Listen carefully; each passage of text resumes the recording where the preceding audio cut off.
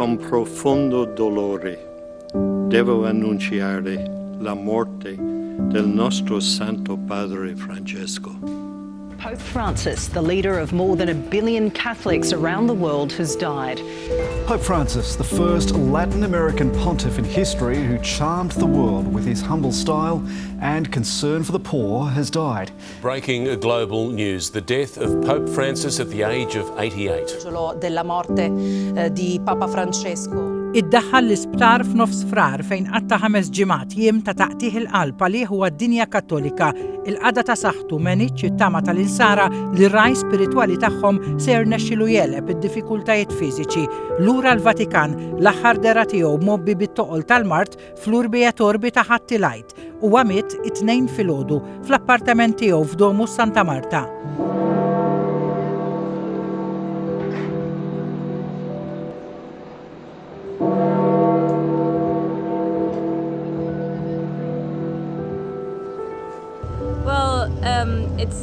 I don't live in Rome. I live in Milan, and I'm here for Easter.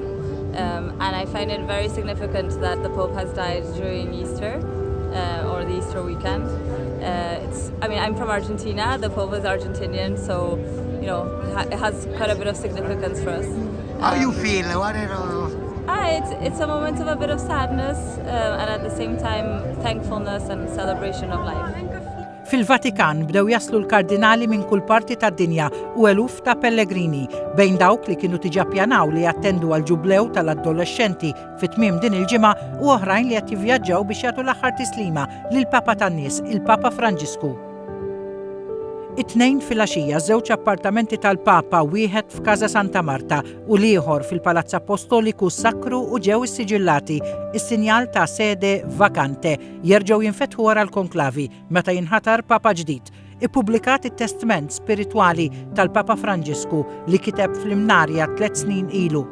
Rid li l-qabar fejn se jindifen fil-Bażilika ta' Santa Maria Maggiore ikun sempliċi u imnaqqax fuq u biss ismu Franciscus.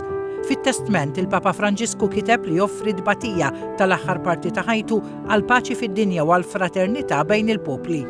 Pope Francis's body will be brought to St. Peter's Basilica on Wednesday morning. There will be a small ceremony of cardinals to bring his body from the Casa Santa Marta, the residence where he lived, to St. Peter's Basilica. Starting sometime Wednesday morning, we expect that mourners will be able to come into the Basilica to visit with Pope Francis to say their goodbyes ahead of his funeral on Saturday.